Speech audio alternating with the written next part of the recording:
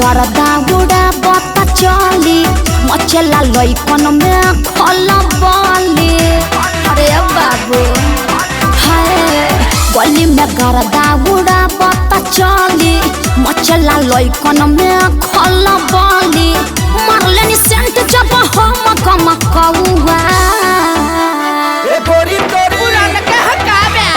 अरे ना होई खेसरिया के हाल हे गोरी तोरी चुनरी बझली कौआ जान मारे लहनाई लखन ए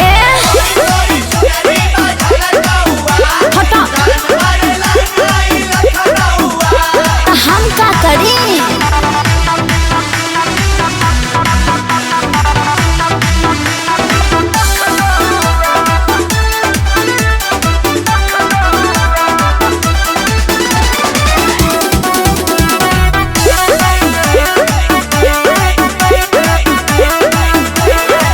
कातिल जवानी फरबी अदाबा एही पे बाबू दुनिया फिदाबा।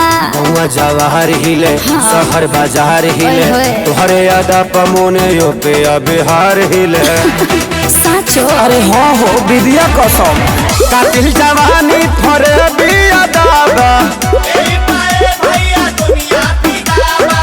लगता कि पिके आइना बड़ो जैसी पहुआ। अरे मुंह महक रहा है हटिए। अरे रजनीगंधा तुलसी खाया है न रे ये गोरी तोरी चुनरी बझली कौआ तो जान मारे लहनाई लखन चल हटा।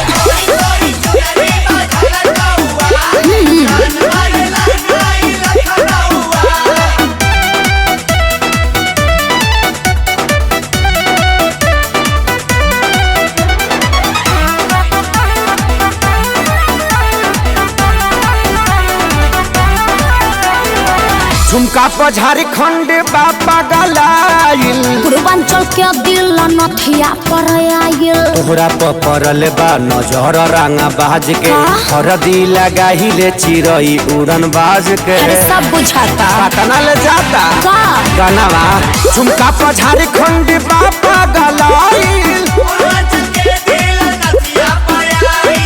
अखिलेश के सारे ढेरों बोली जनी रहुआ। अरे बुलाए का सोनू जी को श्यामो आकाश के बुलाला। चुप रहा। हे गोरी तोरी चुनरी बझल कौआ का जान मारे लहनाई लखन ओ न मनबा। अरे मुँह का presented by Adi Shakti Films।